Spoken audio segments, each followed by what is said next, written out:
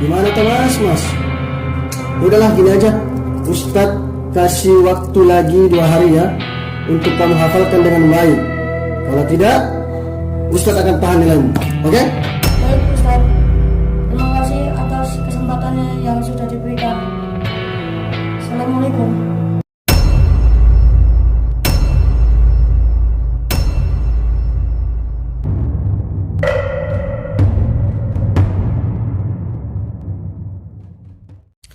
Assalamualaikum warahmatullahi wabarakatuh. Oke, jadi di video kali ini mungkin kalian melihatnya agak sedikit berbeda daripada biasanya. Kalau biasanya kita ngevlog jalan-jalan keluar, hari ini ada di rumah. Dan sebenarnya tuh hari ini tuh udah pengen banget bikin konten ini tuh lama. Jadi sedikit cerita, di tahun 2022 kemarin itu saya sempat buat sebuah film pendek untuk sekolahan. Nah, di sana itu sebelumnya itu saya belum pernah membuat yang namanya film, menulis skrip gitu kan, membuat storyboard dan lain sebagainya, itu saya buta. Nah, khusus hari ini itu nanti saya akan bedah itu bagaimana saya membuat film tersebut. Nah, jadi buat yang penasaran gimana cara-cara saya, tonton terus video ini sampai habis, sampai selesai. Dan semoga video ini nanti bisa bermanfaat untuk kalian yang mau bikin film pendek di luar sana. Jadi sebelum kita membuat sebuah film pendek, itu ada baiknya kita menentukan tema. Jadi tema apa yang akan kita tuangkan ke cerita atau film kita atau video kita. Apapun bentuknya, entah itu film pendek atau hanya video dokumenter, kita harus membuat yang namanya tema. Jadi tema apa yang kita sesuaikan. Dan waktu itu kan memang baru bulan Ramadan. Jadi saya membuat temanya itu sesuai dengan keadaan yang sedang berlangsung. Jadi waktu itu bulan Ramadan dan dari sekolah pun minta konten seputar dakwah, yaitu religi ya, kita kerucutkan menjadi konten dakwah. Dan bagaimana sebuah video dakwah ini bisa lebih menarik untuk dilihat sampai habis gitu kan. Jadi kebanyakan kan skip ini udah pernah, skip ini udah pernah. Nah, kita tuangkan sebuah cerita di sana dan nanti pun akan kita berikan pesan-pesan edukatif untuk anak-anak. Dalam penulisan naskahnya sendiri pun itu nanti harus mengandung bahasa-bahasa yang sopan, edukatif dan lain sebagainya. Ya, harus positif lah intinya. Jadi seperti itu. Oke, langkah selanjutnya setelah kita menentukan tema, kita mulai masuk ke penulisan naskah atau skrip. Sebuah film itu pasti ada yang namanya sesi menulis naskah sebelum kita memberikan naskah tersebut kepada artis-artis kita atau pemeran-pemeran kita, yaitu kita menulis dialognya, preposisinya, ini sedang apa, dialog A dengan si B, dialog B dengan si C. Nah, itu harus ditulis secara detail. Kenapa kok secara detail? Itu nanti berpengaruh pada saat kita take videonya. Jadi ekspresinya itu harus bisa benar-benar spontan gitu. Jadi bisa dilakukan spontan oleh si pemeran yang nanti akan memerankan dialog-dialog tersebut. Nah, untuk selanjutnya setelah kita menulis naskah, kita masuk ke pembuatan storyboard. Jadi storyboard itu lebih penataan kamera, tata gambar itu. Jadi kita nanti semisal nih adegan A dengan si B, itu kameranya seperti apa, setting tempatnya seperti apa, lightingnya seperti apa. Nah, tadi seperti itu settingan tempatnya sih nanti kalau pembuatan storyboard ini. Jadi arahnya ke sana. Nah, kemudian setelah kita selesai membuat storyboard, nah, kita mulai bagikan naskah-naskah tadi dan storyboardnya sekaligus kepada pemain-pemain yang akan memerankan naskah kita nanti. Jadi kita masuk ke proses reading.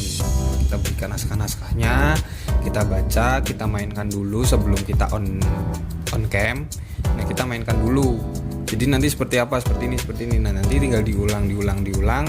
Setelah mereka bisa kurang lebih bisa berimprovisasi, baru kita mulai masuk ke tahapan syuting atau pengambilan gambar. Ini udah membuat sebuah tema, terus kemudian penulisan naskah, kemudian pembuatan storyboard, terus ada reading. Nah, sekarang kita masuk ke syuting.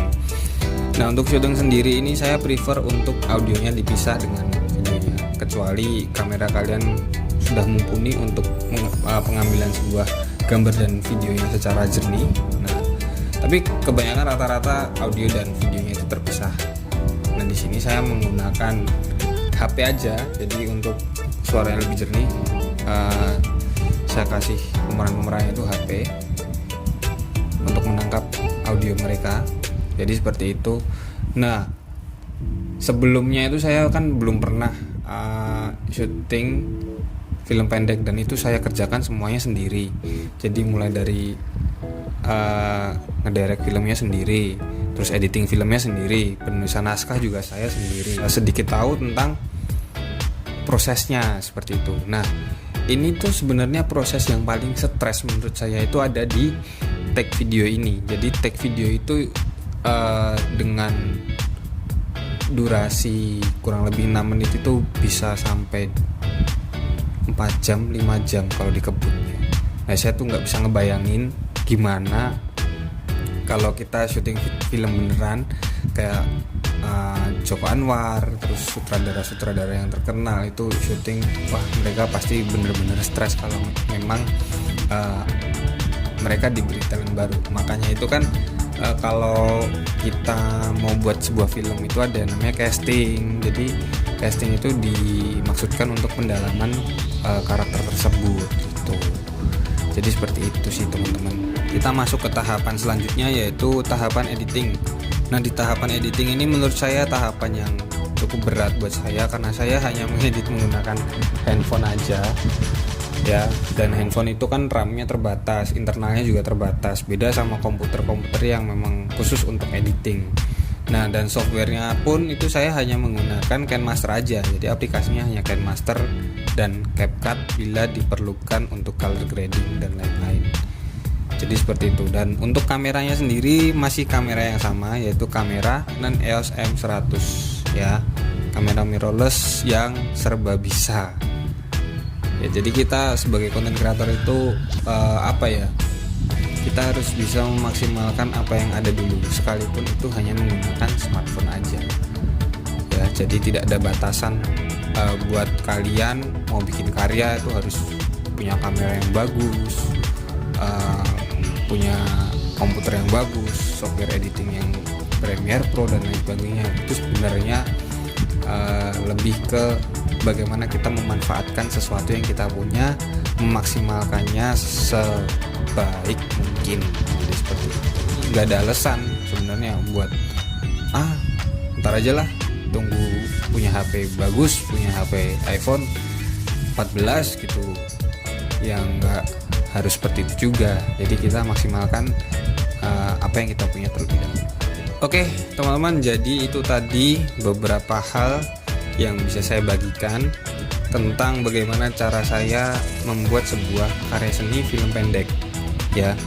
Mulai dari menentukan tema, penulisan naskah, pembuatan storyboard, reading, pengambilan gambar, syuting, dan editing sudah saya share satu persatu, sudah saya kupas satu persatu. Nah, nanti saya tunggu bagaimana karya-karya kalian selanjutnya setelah menonton video dari saya. Semoga video ini bermanfaat, dan kalau masih ada yang kurang jelas atau kurang paham atau koreksi dari teman-teman, bisa kalian tulis di kolom komentar dan bisa menjadi bahan pembelajaran untuk saya ke depan. Jadi seperti itu ya teman-teman ya. Ya, mungkin itu yang bisa saya bagi untuk segmen kita kali ini. Iya, segmen. Jadi untuk video kali ini mungkin cukup dulu, dan semoga video ini bisa bermanfaat untuk teman-teman semua. Terima kasih, selamat menjalankan aktivitas kalian kembali. Assalamualaikum warahmatullahi wabarakatuh. Action. Gimana sih mas? Ustaz sudah berikan waktu 1 pekan loh untuk menghafalkan. Kok sampai sekarang belum hafal-hafal? Cut. Action. Maaf Ustaz, karena ulangi. Ya nggak apa-apa, langsung aja lanjut. Lanjut. Maaf Ustaz, saya Nggak apa-apa. Aduh, gimana tuh mas? Ya udahlah gini aja, Ustadz kasih waktu lagi 2 hari ya untuk kamu hafalkan dengan baik. oke. kalian kok makan sih? Nggak puasa ya? Mana enak-enak nih berdua di sini. Gak kuat puasa seharian ya. Kasihan masih kecil. Ustaz kalian